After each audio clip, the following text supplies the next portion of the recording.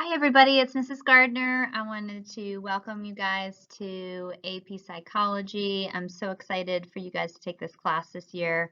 I know it'll be a little different since you'll be at home. We're going to get through it, don't worry.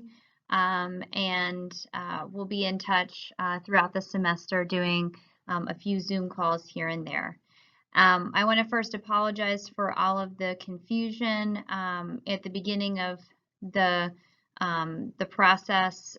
They were going to have virtual just be virtual, and then they tried to create a schedule with Zoom only and virtual days until basically Wednesday afternoon. They changed it back once again and did not communicate that to you guys. So I want to apologize if any of you were confused. At this point, we're doing all virtual.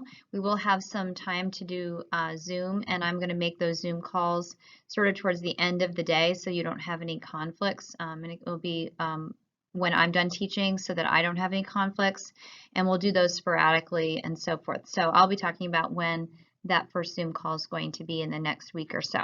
Okay, whether or not you've taken any kind of psychology class before, I'm excited that you're here, and we're going to go through actually all of the information today, and you're going to have a short little something to submit to Canvas that's more about to get to know you kind of thing, and then I'll discuss what we're doing from then on. If you have not opened the syllabus yet for the class, if you would have that open, you can have that open or you can just listen. But I have underneath the link for this video lecture that there is a link to open up the syllabus so that we can go over that. And also if you have your textbook, go ahead and grab that textbook because we're going to be going over a few things with that. So let's get started here. I'm going to introduce myself. So I grew up in New Hampshire. That's my family there. I have a daughter. Her name's Olivia. She's a freshman. She's also in JV soccer. And my son Alex, who is going to Clay Middle School. My husband is the general manager at the Bridgewater Club.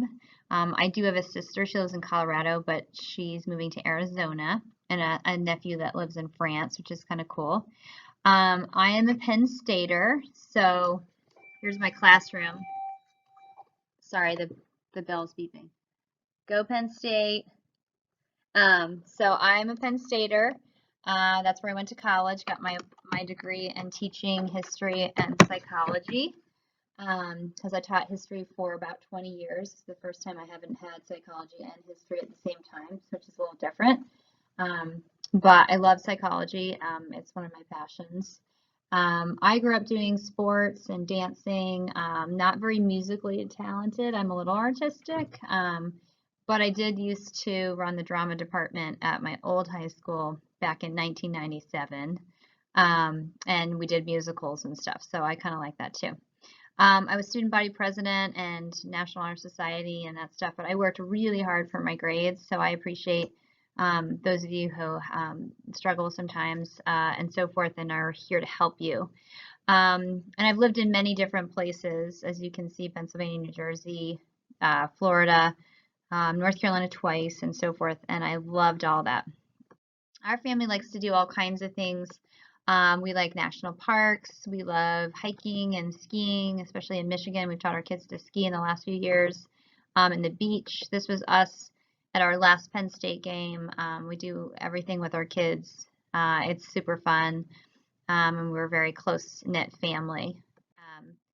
And probably we do all these adventurous things with our kids because my husband's a cancer survivor. So we just want to have them experience life and see what that's like. So upper left-hand corner, that's for us going in our camper. That's our camper. Small little camper. We had the 4 of us in there for a week, traveling around California, visiting all kinds of national parks and sites. Golden Gate Bridge was one of those when we were in San Francisco. That's my dad and I in four-wheeling in New Hampshire. We just love doing that and spending times in the woods. We like Universal, boating. That's my uncle's sailboat. I had a sailboat when I was younger. And during COVID, we were one of those people that bought a boat so we could have something to do in the summer. So we have a boat up at Moores now, which is what I'm going to do tomorrow over the weekend. So we love that. That's my 95-year-old grandmother on the left there. Me and her are just super close. She is one of the best people I know. Great role model. Again, there's my husband and I four-wheeling one year. And my kids and I are on the upper left-hand corner. We were zip lining in a zoo in Arizona and so forth. So a lot of adventure, lots of skiing and golf, and I used to coach basketball for my daughter and my son. So that's been super fun to be super involved with them. So that's about me. You're going to be telling me about you later, but we'll get to that in a second. So if you've got your syllabus in front of you, I'm going to grab mine. We're going to go over just a few things. So in terms of the course description, obviously this is psychology. I don't know if you know anything about psychology, but psychology is the study of thought processes, mental processes, and behavior, and trying to explain that. So we're going to be covering an array of different topics in relation to that. With that being said, you are basically taking Psych 101 in college. So if you pass the national exam, you will be getting a credit in college for Psych 101. And the book that you have is a college level book. So in terms of its rigor, it is very rigorous. And it may be, it might be difficult for some of you to read and so forth, and easy for others. So just know that it is a college level textbook. And if you're a junior, sometimes seniors, but junior, this is your first AP course, you may find it a little difficult. So take some time to really read that and let me know if you have any issues with reading the actual textbook itself.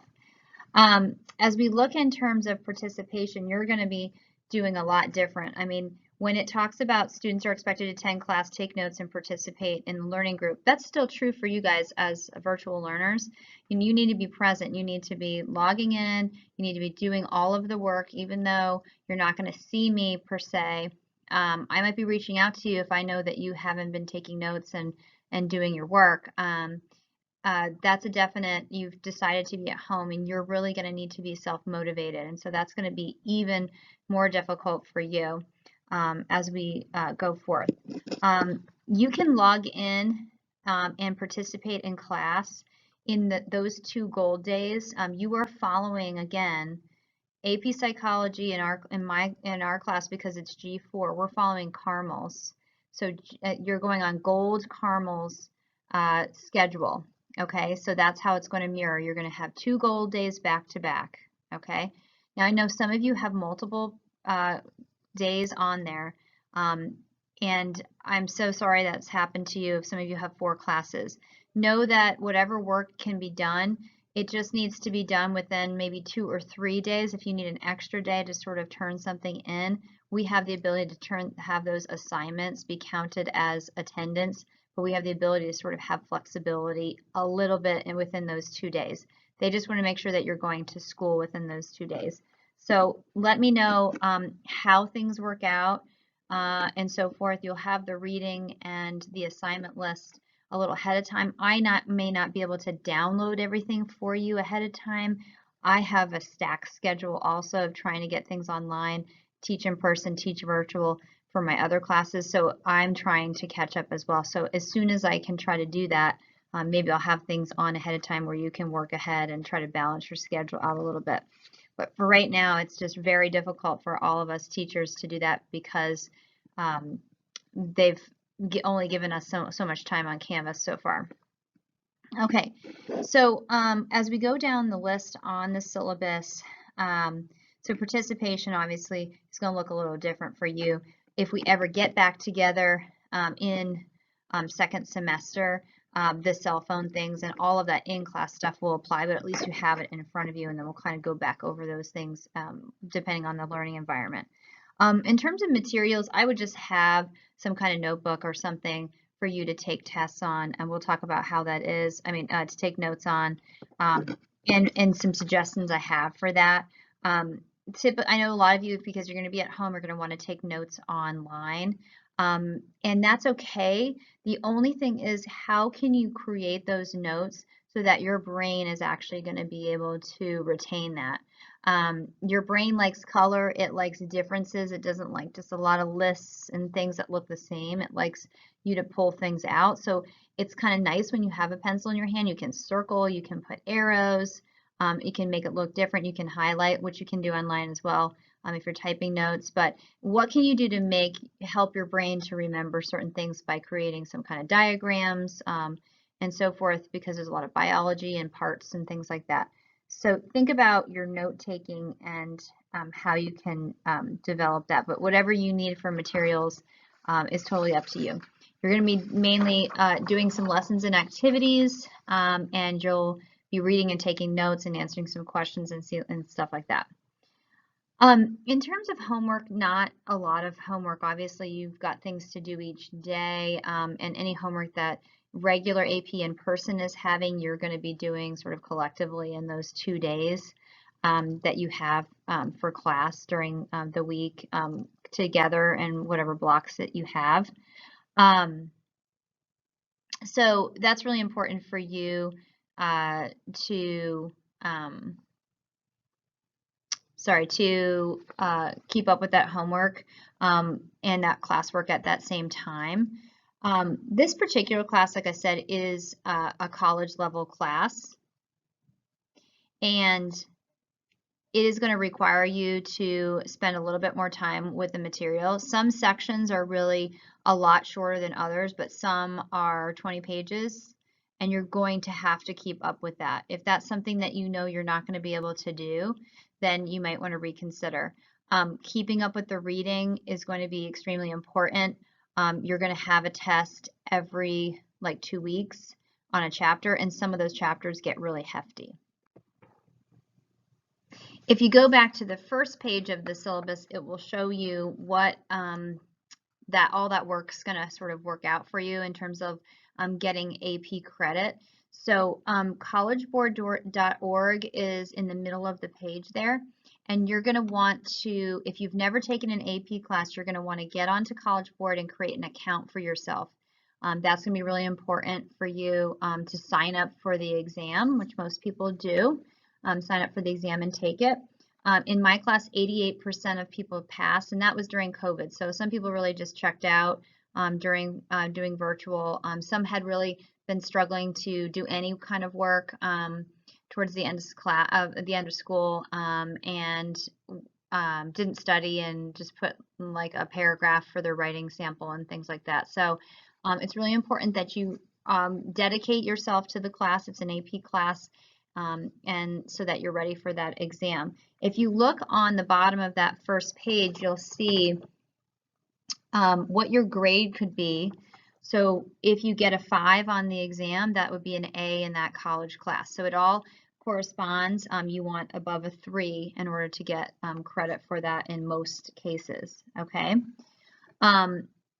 Okay, so in looking at the syllabus, as we keep going, participation is a little different, materials we talked about, and homework.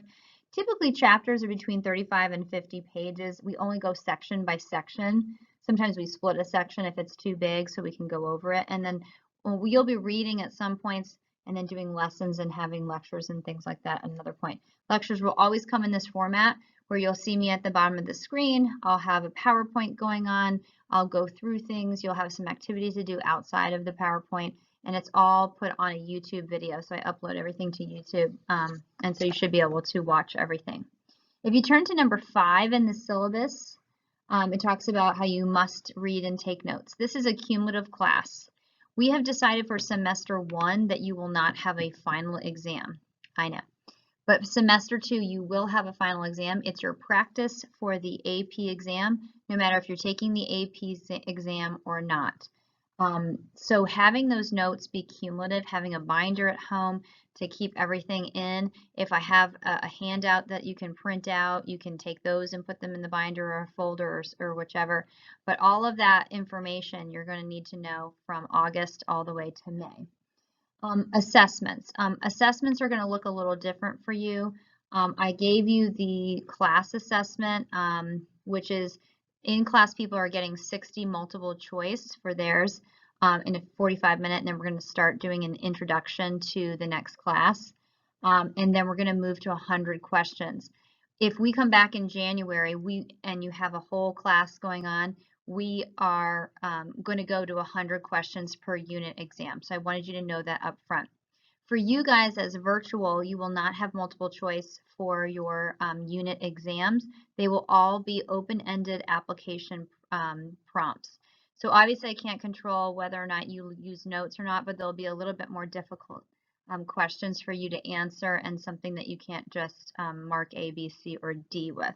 Okay, so know that up front, virtual, you will have open-ended questions that you will type and write in answers instead of multiple choice. Okay, why are we saying and telling you all those things? Well, the AP exam, if you look on number 7 of your syllabus, the AP exam is 100 questions with a 70-minute time frame. And then you also have 2 short answers called FRQs that take 50 minutes. So you should be able to do those writing prompts within 20 to 25 minutes.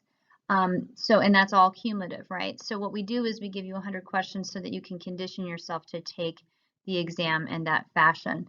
We also work on writing prompts, so you'll be getting some writing prompts here to work on and getting some feedback from me.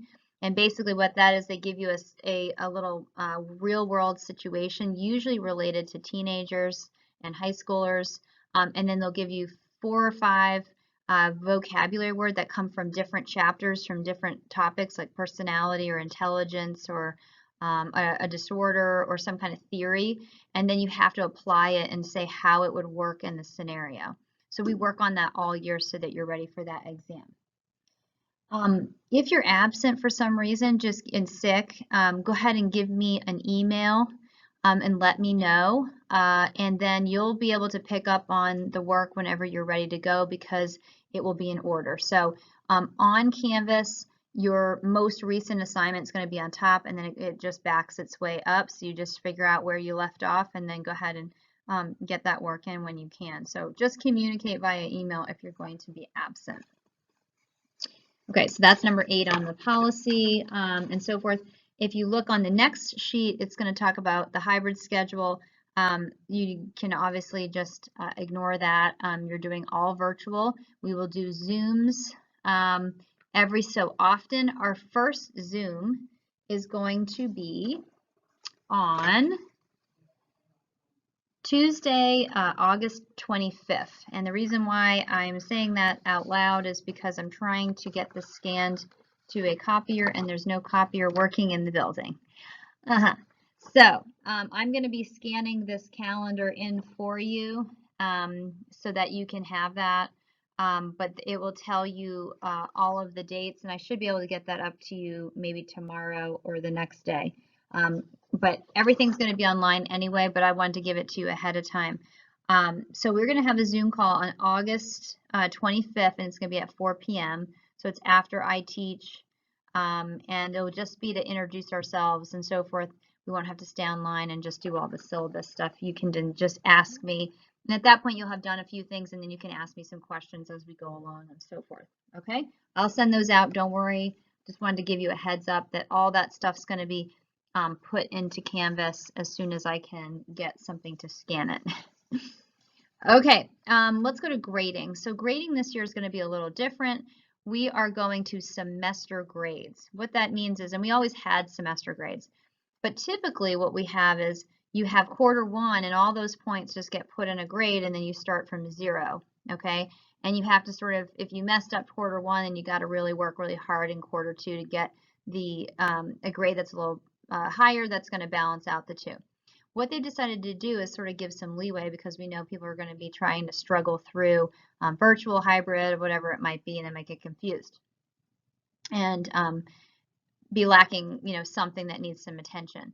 So what they're going to do is have all those points cumulative. You will get a quarter grade, but then that grade is going to be more of a progress report. So you will be able to continue with those points and continue like getting that grade higher and higher until the very end of the semester. So it's building up those points, which is kind of nice. We're still doing summative formative. In this class, it's a 80-20 split. And so on the syllabuses, it says summative is tests and FRQs, so your tests are really important. And informative, if you have any quizzes online, which I'll be giving you, virtual assignments that you have every day, in-class or class activities, and then projects, anything like that are going to be informative in the 20%. Your final exam that is going to be next semester will count as a summative grade, and it will just be a little higher than some of the other test grades and so forth. Okay, so that's really important as we go forward. There is a retesting policy, but I will tell you that, to be honest, retesting, especially when you're doing it virtually, is probably not going to be something that's available. Do good the first time, really spend some time. If you're struggling on FRQs, that's kind of the only time I sort of do FRQ redos is retesting on that, because those writing skills are difficult at times. It's not a difficult process. You're not writing an essay or anything like that, but people do some redos on that, and that's easy for me to produce something. But if there's something along the way that you're really struggling with, we obviously can talk about that and so forth. We put that policy out for you, but we're hoping that this environment will be successful the first time that you do it, instead of having to redo every time you take a test. You should be really preparing yourself and doing that, hopefully. Okay. Now, one of the things that's at the bottom of the screen now, as you see, is sleep, exercise, and limiting stress. One of the things that you need to know is that this class does a lot in terms of knowing research behind things that can help you. Know that sleep is important. You know, don't just go to work during the day and then come back and try to cram in all your classes late at night. That late schedule and all of that's really wonky on your body. Try to get up at the similar time every morning to do your classwork. Going to bed at a good time, eating well, and get some exercise. If you're sitting in front of that computer for all day, that is not a good thing. Get up and move. You've got time to do that throughout your day and a little bit more flexibility than the rest of us. So make sure you're up and moving. Exercise is also going to limit stress. It's going to help your immune system. It also helps with school. Sleep does that as well, doing better in school and making your body more efficient. We'll talk about stress too, and using some things like mindfulness and meditation to bring down stress. And if that's an issue, you need to talk to me about that and I can give you some tips. Okay, I think we're ready to move on from what we were talking about. Let's go to the next slide and let you know what we're doing. So in terms of the textbook, okay, take a look at your textbook. What's really important about this textbook when you read it is you need, when you get to the end of a section, section 1, okay, has a lot of people like Watson and Freud and stuff. When you get to the end of a section, you're going to see this like greenish box, and it's going to say 1.1, okay? That's the end of a section. I'll try to give you those page numbers as well. When you're reading, do not miss any of the margins, okay? Read any of the things, okay, like things that we usually skip over. Let me see if I can get it in there, okay? Like this margin over here, make sure that you read that, okay? That's not optional. Sometimes there's added information, and then also it could be important, and it could be on the test actually. Also, there's boxes to read, such as on page 20, it says pseudoscience, and it's like a box at the end, at the bottom of the page. Okay, don't just read the text and skip over the stories that sound like a story. Those are really important to read. Read all of the boxes, okay? Even up to the very end of the chapter where it says successful study techniques. Those are actually really important. There's research-based techniques in here. And it says Psych for Your Life, and it's the end of the chapter, so it looks like you're done with your information. Some test questions could come from that. Okay, so read all the way through. There's even a chart in chapter 1 that talks about careers in psychology. The AP exam asks you about careers in psychology, so like that, those charts and things are important too. Okay, always at the end of the chapter is a little section in the bottom where it says concept review answers. So all of those green boxes that end each section, those are the answers to those questions. So you can even test yourself after each section and ask yourself those questions and then check the answer. Okay, so make sure you're reading through that chapter really well and taking notes on all those sections. Okay. Okay. In terms of taking notes, make sure, like I said, that you're using some strategies like diagrams or colors in your notes, putting vocab out to the side, but putting vocab in context. And look for, in the chapter, look for the bold words, but also look for the italics words. Like, don't just skip over the italics words and go just for the bold words. You need to look at everything. Okay, one of the things that I'm really passionate about is mindset and growth mindset, and us looking at this challenge that you've taken on to take this AP course and do it in this manner. So the difference between growth and fixed mindset, if you look at the first question, no matter how much intelligence you have, you can always change it a good deal. If you are not really done well in the past in a certain class, can you do well? Can you change your intelligence? And the answer is yes, and that would be a growth mindset, as opposed to somebody saying, I like my work best when I can do it perfectly without mistakes. That is fixed. That's a fixed mindset. I learn from criticism and want to know how I can improve. That's growth. So the way that we function in this class is it's all about make a mistake, take a risk, do a challenge. You're never going to be put down by me for taking a challenge on and trying to work hard. The only thing that I ask for you to do is work hard. And so forth. One of the number one factors that employers look for in candidates is grit when they're hiring. It's the number one thing over intelligence, over your socioeconomic status, any of those things. It's grit. It's hard work. Okay. When you guys go back out to Canvas, I want you to watch the short little TED Talk from Angela Duckworth, who studied grit in schools. It's kind of a good reminder of how to start your year and how I function as a teacher and working hard, and what my expectation was there is that you just try your best, okay? You're going to go back out and do the little activity that is a get to know you activity, and submit a video recording of the answer to your question so I can see your face, you can introduce yourself, and that'll be your assignment for today. Tomorrow you're going to start doing some work in the book in chapter 1. But otherwise than that, if you guys have any questions, let me know. We're not doing Zoom this week. We're doing it next week. But again, you'll see me talking to you each day through Canvas. And if you have any questions, you can email me.